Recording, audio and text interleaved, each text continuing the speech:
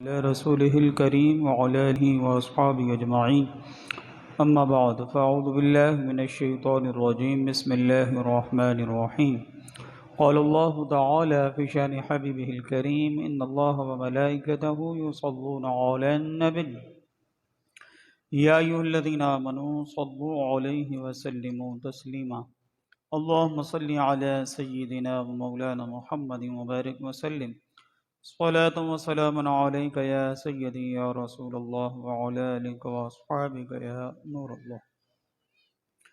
محترم سامعین کرام اور حاضرین مجلس، حضور پرنور شافعی یوم النشور صلی اللہ تعالی علیہ وآلہ وسلم پر درود پاک پڑھنے کے بے شمار فضائل احادیث طیبہ میں موجود ہیں۔ قبل اس کے کہ ہم موضوع سے متعلقہ کچھ باتیں سنیں، حصول برکت کی ایک مرتبہ درود پاک پڑھ لیجیے۔ اللہم صلی علی سیدنا و مولانا محمد وعلی آل سیدنا و مولانا محمد وبارک وسلم صلاۃ و سلام علیک یا سیدی یا رسول اللہ وعلی آلک و اصحابک یا نور اللہ۔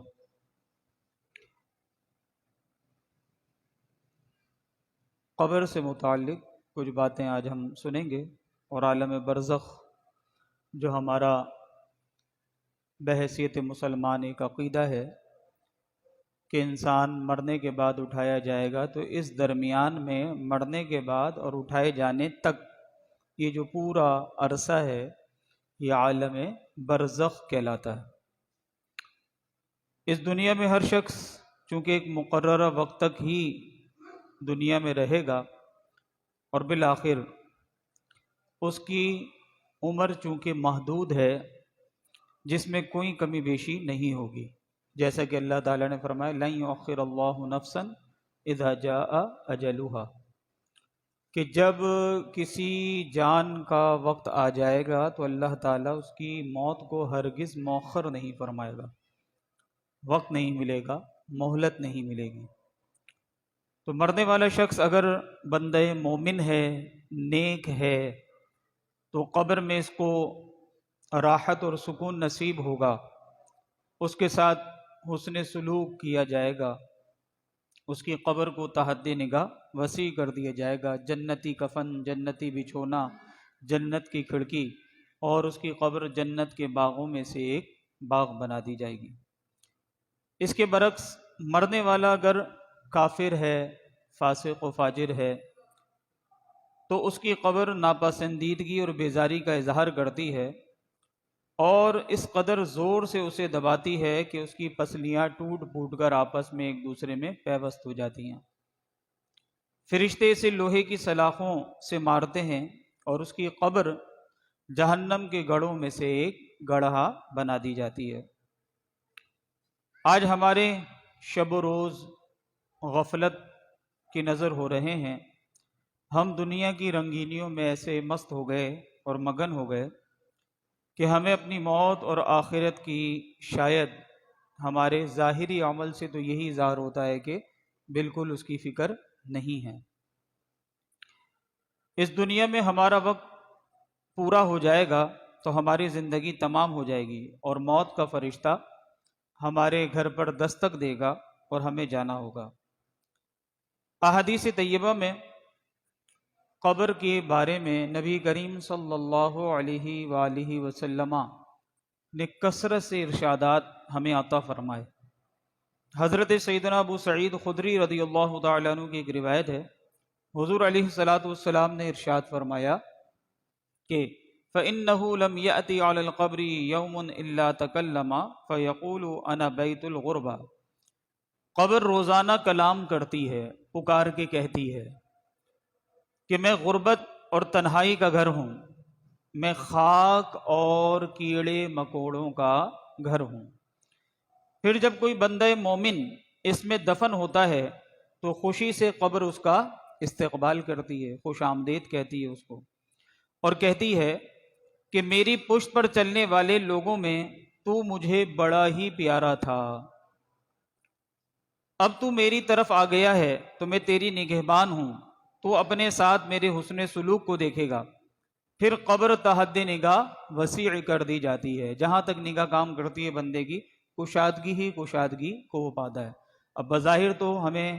چار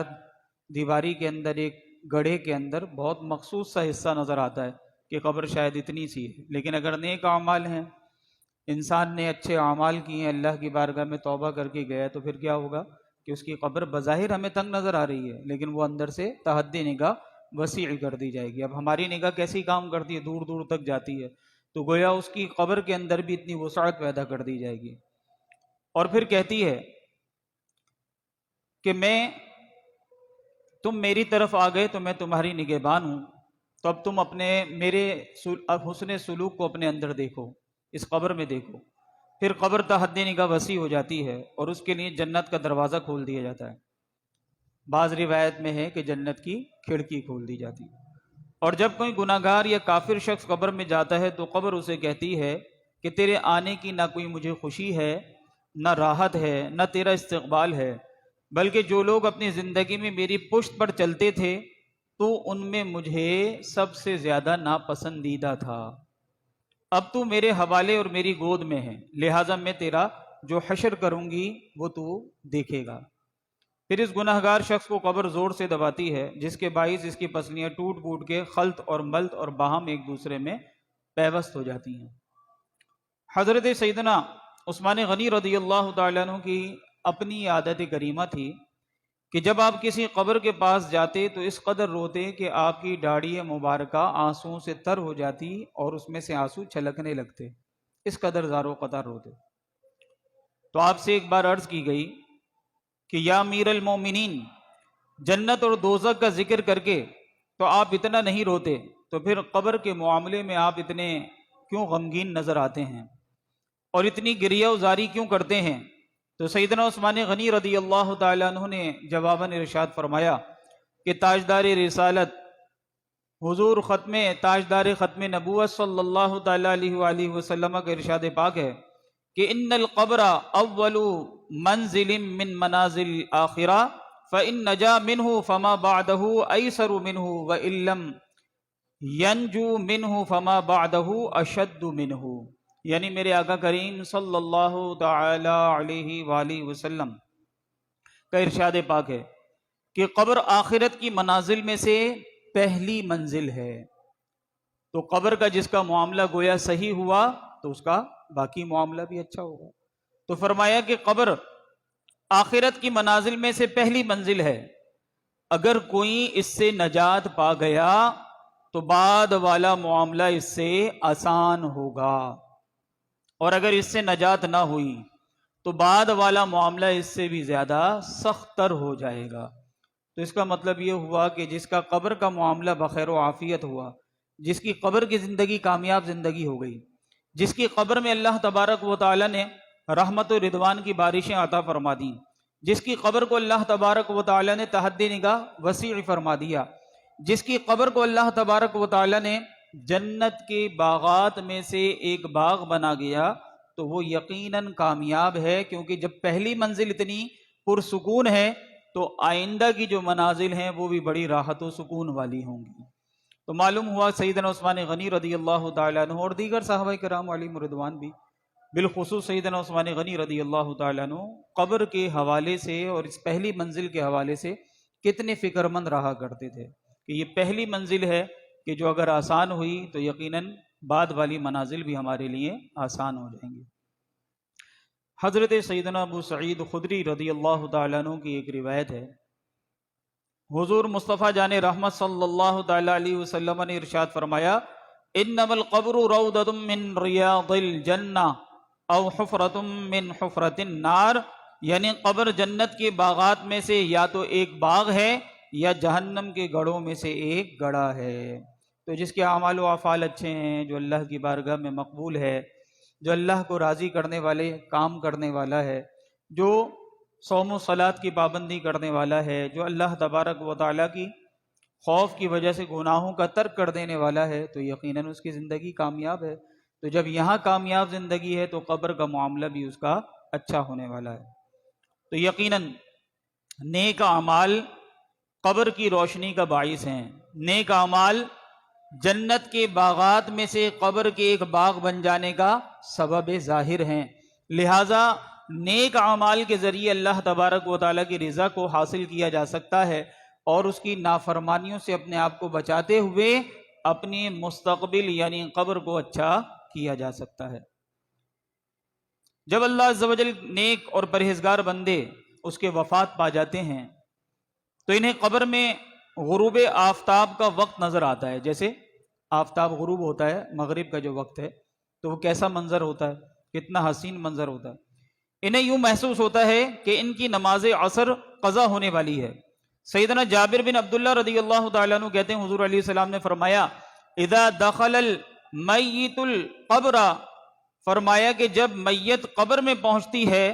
تو اسے سورج غروب ہوتا دکھائی دیتا ہے، وہ آنکھیں ملتا ہوا اٹھ بیٹھتا ہے اور کہتا ہے مجھے چھوڑو، مجھے نماز پڑھ لینے دو۔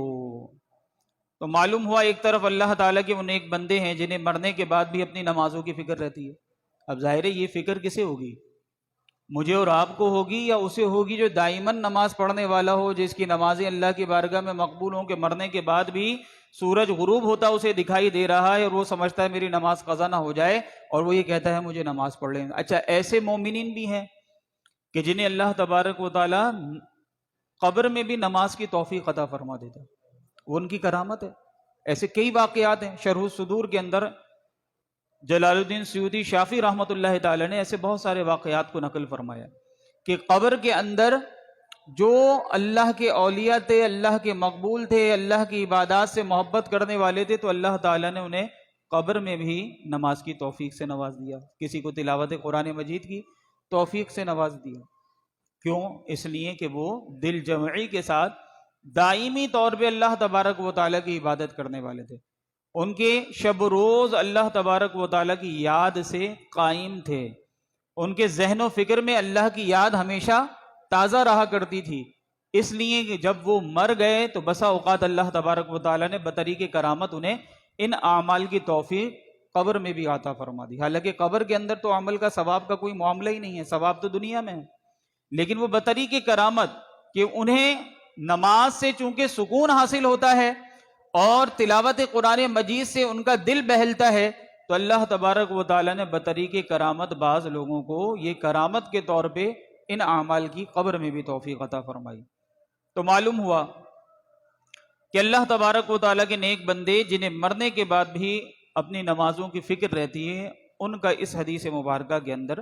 تذکرہ فرمایا گیا۔ لیکن آج ہماری حالت جو ہے وہ ہم اس سے واقف ہیں کہ نمازیں جب ہوتی ہیں تو بسا اوقات ہمیں ٹینشن شروع ہو جاتی ہے، نمازوں کا وقت آتا ہے تو ہمیں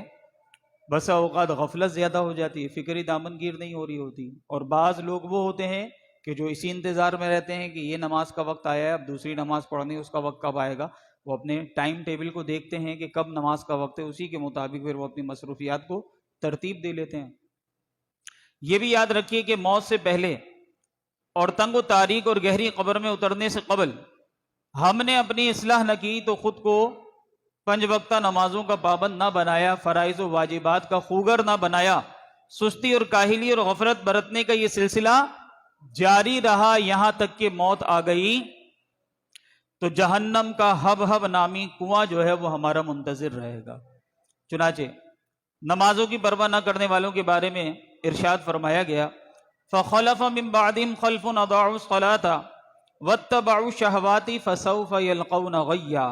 اللہ فرماتا ہے تو ان کے بعد ان کی جگہ وہ ناخلف آئے جنہوں نے اپنی نمازیں گوائیں، اپنی خواہشوں کے پیچھے ہوئے، تو ان قریب وہ دوزخ میں غی کا جنگل پائیں گے۔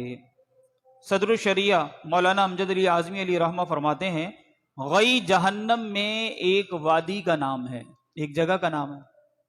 جس کی گرمی اور گہرائی سب سے زیادہ ہے، جس میں اس کو ڈالا جائے گا بے نمازی شخص کو، جنہوں نے نمازوں کو ضائع کر دیا، نمازوں کی جنہیں فکر نہیں رہتی۔ فرمایا اس میں ایک کنواں ہے جس کا نام ہب ہے، جب جہنم کی آگ بجھنے پر آتی ہے، ٹھنڈی ہونے لگتی ہے، تو اللہ تبارک و تعالیٰ اس کنویں کو کھول دیتا ہے جس سے وہ بدستور پہلے کی طرح دوبارہ بھڑکنے والی ہو جاتی ہے۔ یہ کنواں بے نمازیوں، زانیوں، شرابیوں، سود خوروں اور ماں باپ کے نافرمانوں کے لیے تیار کیا گیا ہے، الیاذ باللہ تعالیٰ۔ تو ہمیں اپنا احتساب کرنا چاہیے کہ ہم بے نمازیوں میں تو نہیں ہیں، نمازوں میں سستی کاہلی کا شکار تو نہیں ہیں، صرف رمضان میں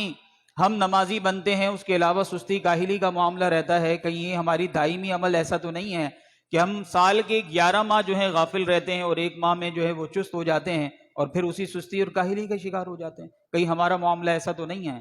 کہیں ہم اپنے ماں باپ کے نافرمان تو نہیں ہیں؟ کہیں ہم نے اپنے ماں باپ کو اپنے اعمال و افعال و اقوال سے بیزار تو نہیں کر رکھا؟ کہیں ہم نے انہیں جو ہے اذیت و تکلیف کے اندر تو مبتلا نہیں کیا ہوا؟ اسی طرح کہیں ہم بڑے بڑے گناہوں کے اندر تو مبتلا نہیں ہو گئے؟ شراب کی عادت نے جو ہے وہ اگر گھیرا ہوا ہے کسی کو تو اسے اللہ کی بارگاہ میں توبہ کرنی چاہیے کہ اللہ تبارک و تعالیٰ غفور الرحیم معاف فرمانے والا ہے، ہر گناہ سے توبہ کرنی چاہیے۔ لیکن اگر توبہ نہ کی اور ان گناہوں کے عادی ہو کے لوگ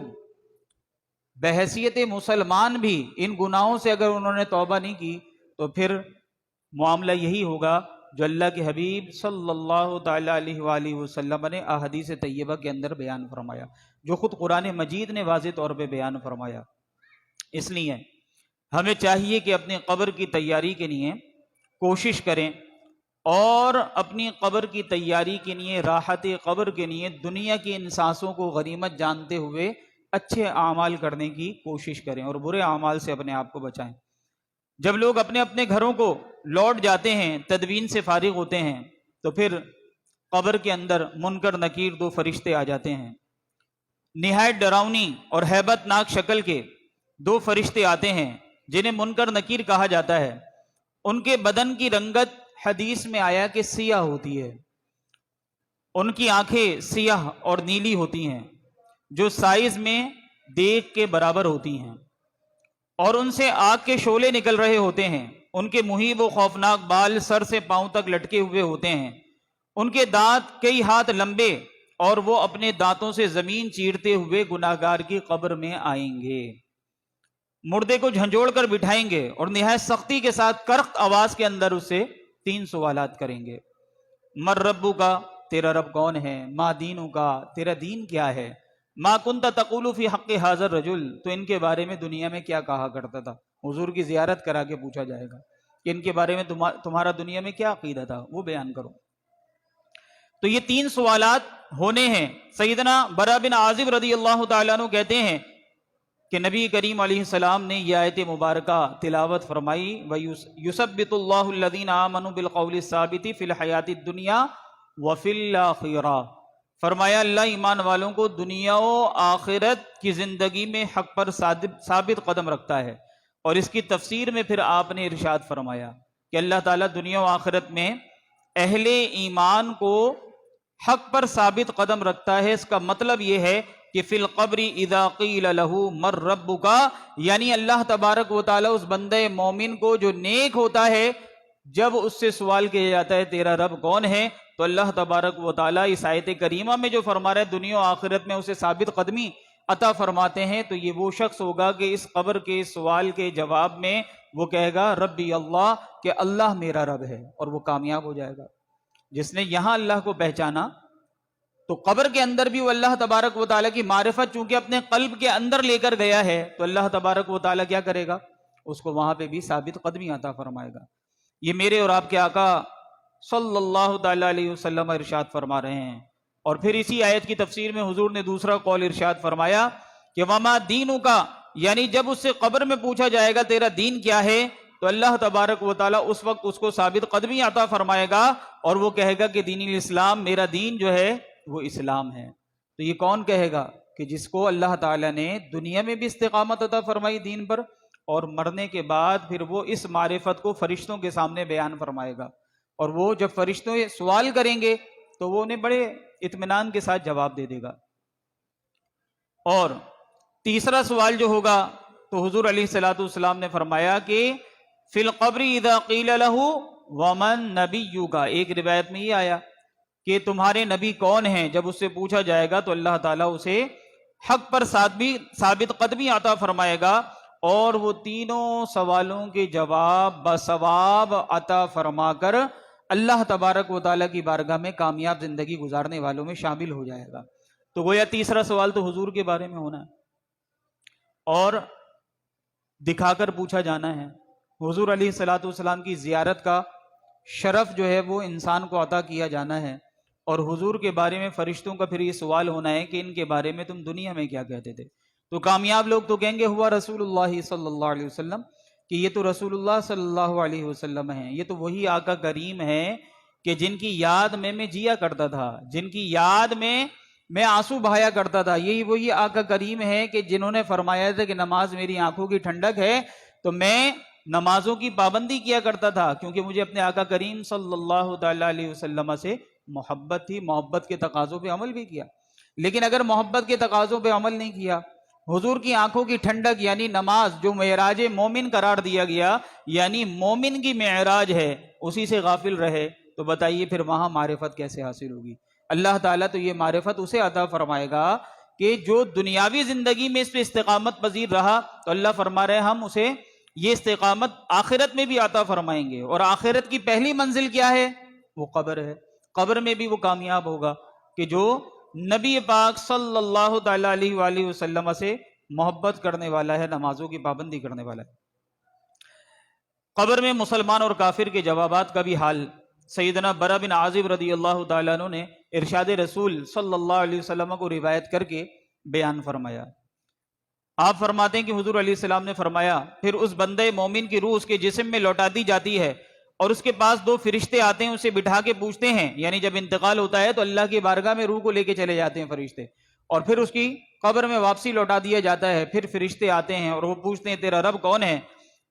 تیرا دین کیا ہے، اور دنیا میں تم اس شخصیت کے بارے میں کیا کہا کرتے تھے جو تمہارے درمیان بھیجے گئے تھے، یعنی نبی کریم علیہ السلام۔ تو وہ جواب دیتا ہے کہ یہ اللہ کے رسول ہیں۔ وہ پوچھتے ہیں تمہیں کیسے پتہ چلا؟ وہ جواب دیتا ہے میں نے قرآن حکیم پڑھا۔ کیا جواب ہے پہلا؟ میں نے قرآن پڑھا، یعنی قرآن پڑھا تو اس نے صاحب قرآن کو بھی پہچانا، اور جو قرآن کے لانے والے ہیں نبی کریم علیہ الصلوۃ والسلام ان کو بھی پہچانا۔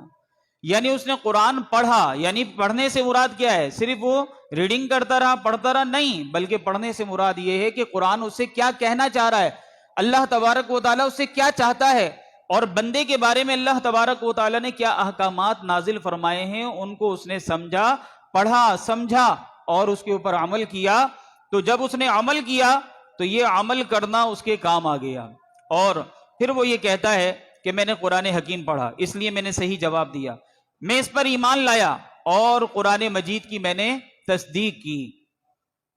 پھر آسمان سے ندا آئے گی کہ میرے بندے نے سچ کہا، اس کے لیے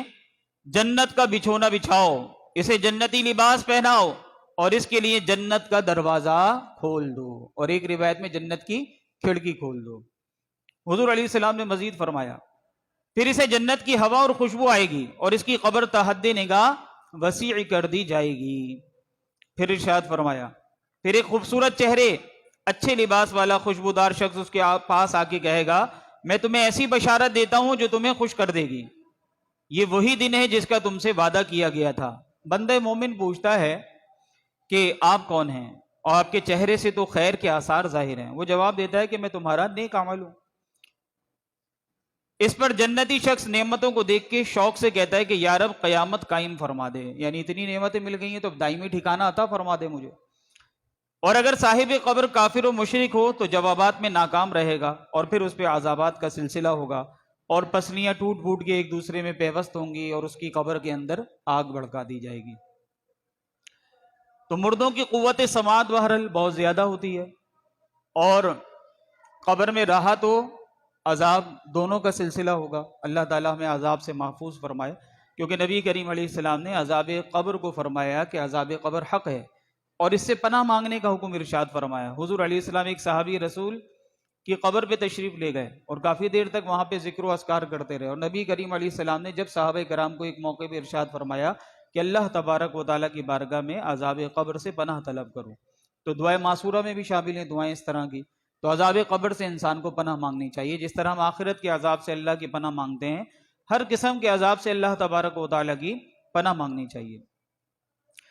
صحیح حدیث میں ہے کہ موت کے بعد مرنے والے شخص کی قوت سماعت اور نظر اس قدر تیز ہو جاتی ہے کہ وہ منو مٹی تلے ہونے کے باوجود اپنے اعزہ اقاربہ کی جوتیوں کی آہٹ کی آواز کو بھی سماعت کر لیتا ہے، سماعت بڑھا دی جاتی ہے اس کی، اور اس کی نگاہوں میں قوت بڑھا دی جاتی ہے۔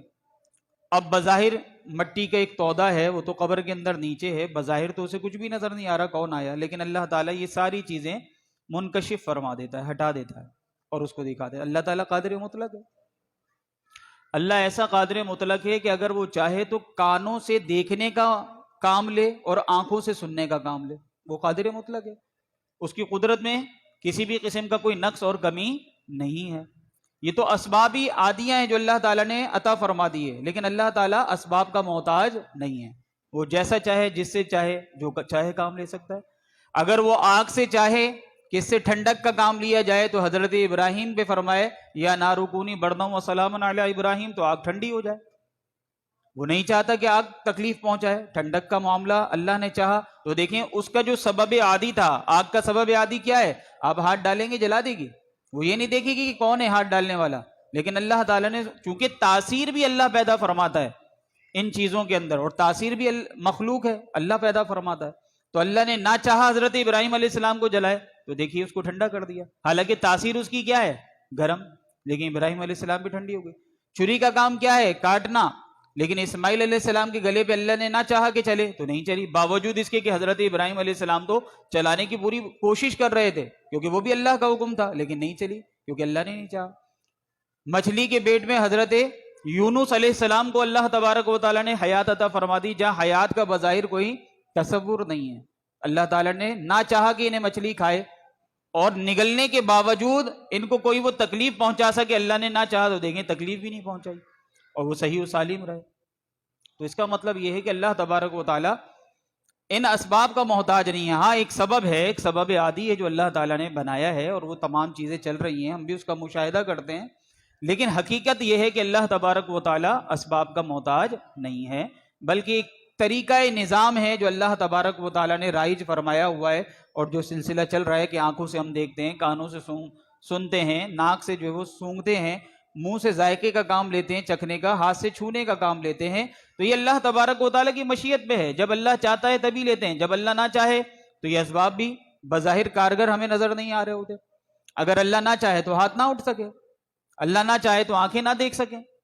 اللہ نہ چاہے تو کان نہ سن سکیں۔ بہت مرتبہ ایسا ہوتا ہے، مشاہدات آپ کے سامنے، کوئی ایسی بیماری، کوئی ایسی چیز اچانک لاحق ہو جاتی ہے جس کی وجہ سے انسان کی صلاحیتیں ختم ہو جاتی ہیں،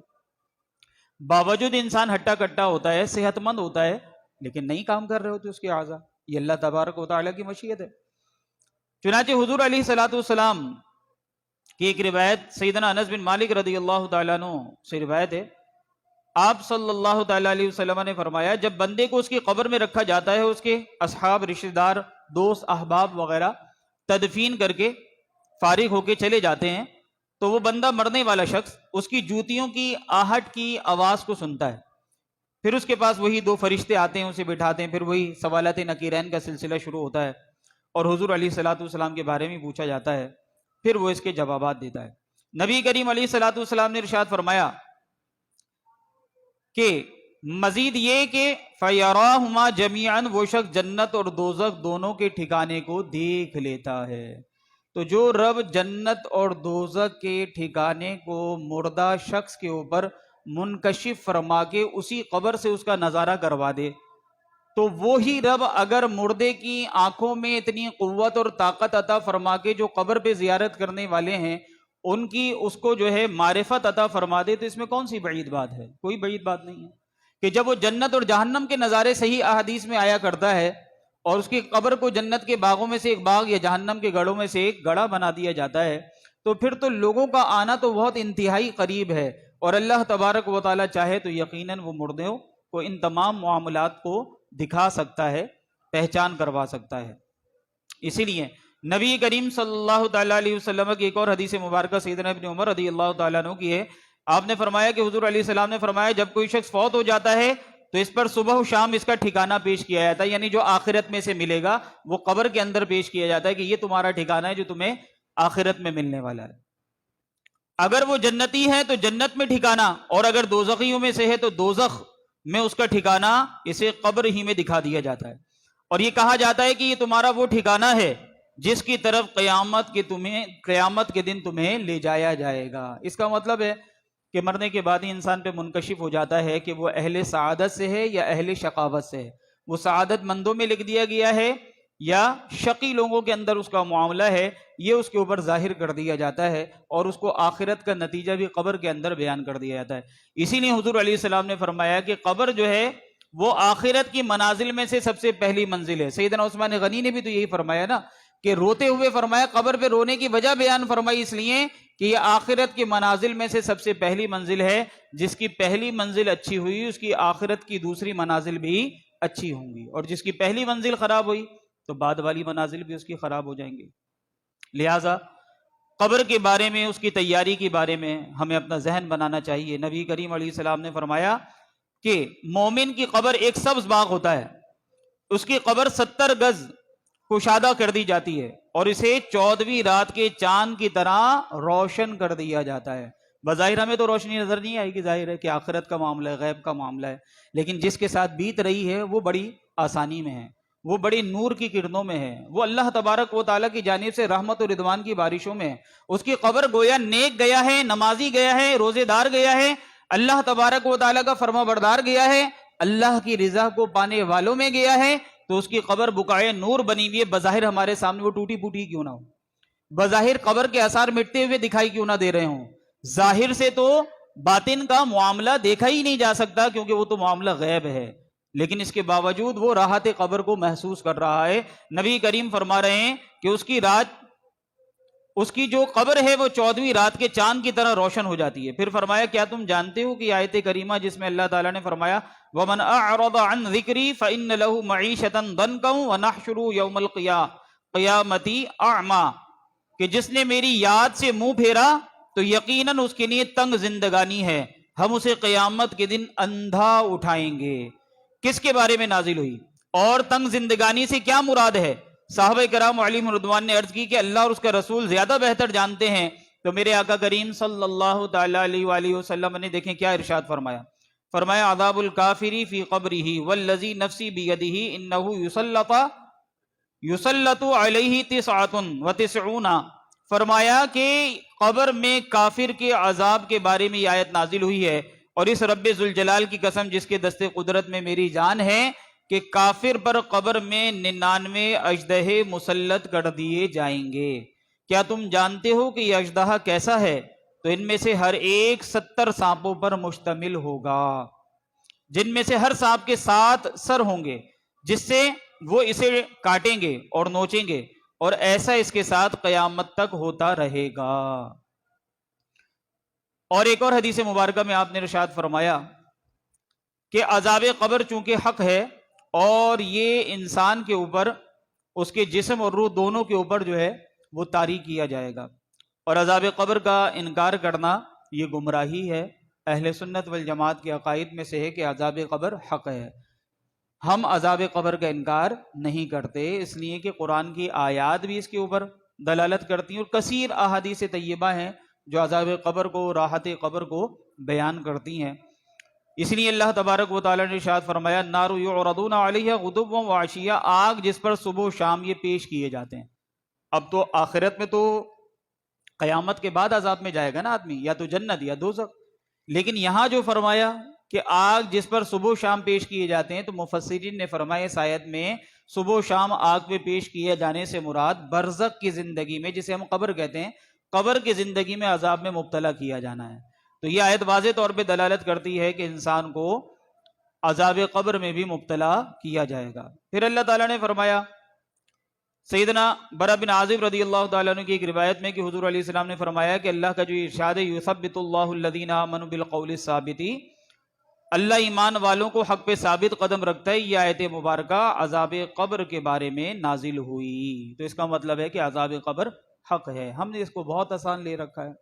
ہم قبروں میں بھی جاتے ہیں، قبرستان بھی جاتے ہیں تو غافل ہی رہتے ہیں،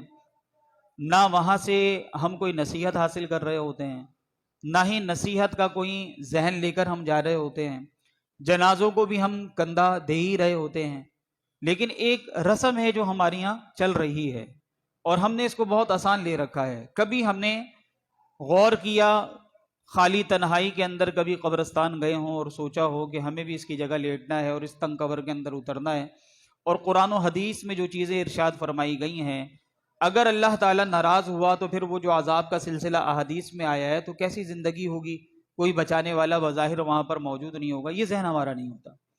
ہم نارمل چل رہے ہوتے ہیں، قبرستان میں بھی غفلت کی باتیں چلی رہی ہوتی ہیں. آپ دیکھیں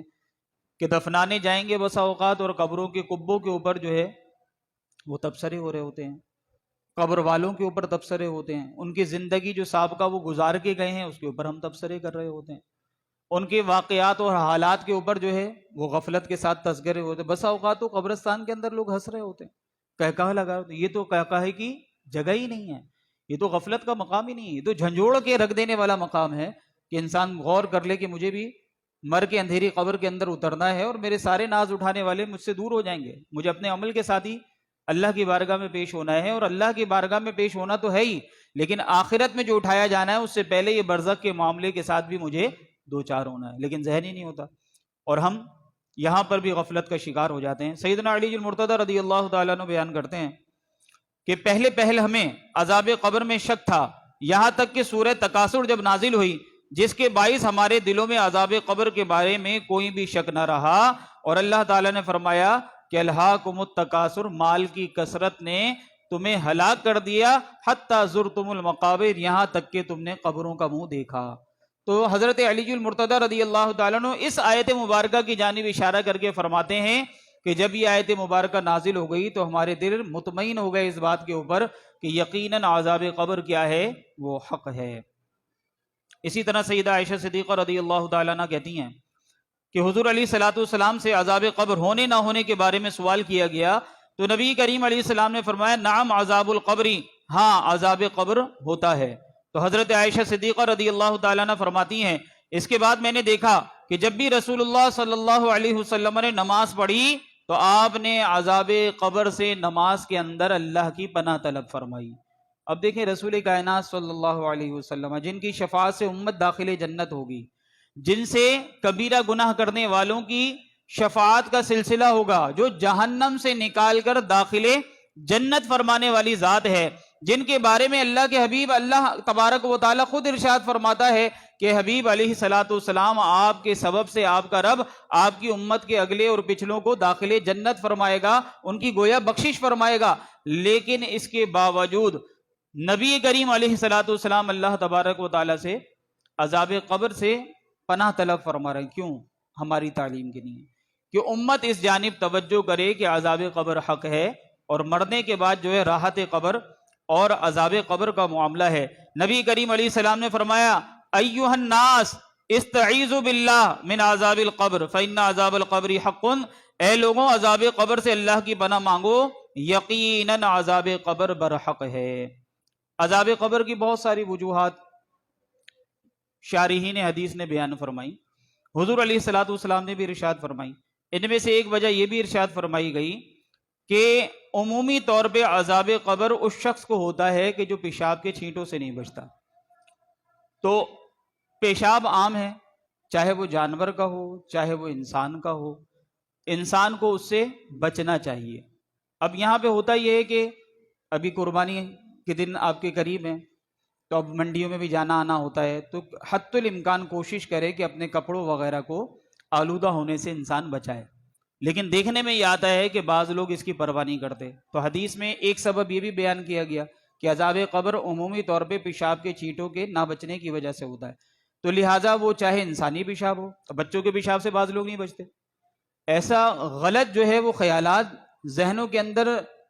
جاگزی ہو جاتے ہیں. پیدائشی بچہ ہوگا، چھوٹا بچہ ہوگا، وہ پیشاب کر دیں، بچے کا پیشاب تو پاک ہوتا ہے، یہ تو ابھی غذا ہی نہیں کھاتا. ارے بھائی یہ کس نے آپ کو سکھا دیا؟ غذا نہیں کھاتا تو پیشاب پاک ہو جاتا ہے، یہ کس نے سکھا دیا آپ کو؟ نبی کریم صلی اللہ تعالی علیہ وسلم تو بچنے کا فرما رہے ہیں. تو اب وہ چاہے ایک دن کا بچہ ہو، پیشاب تو ناپاک ہے. تو اب وہ پیشاب جس طرح ناپاک ہے بڑے کا، ایسے ہی چھوٹے کا بھی ناپاک ہے. تو لہٰذا اس سے بھی اپنے آپ کو بچایا جائے گا. عموماً گھر کی خواتین جو ہے وہ اس میں احتیاط نہیں کر رہی ہوتی ہیں. اسی طرح جانوروں کے بعض لوگوں کو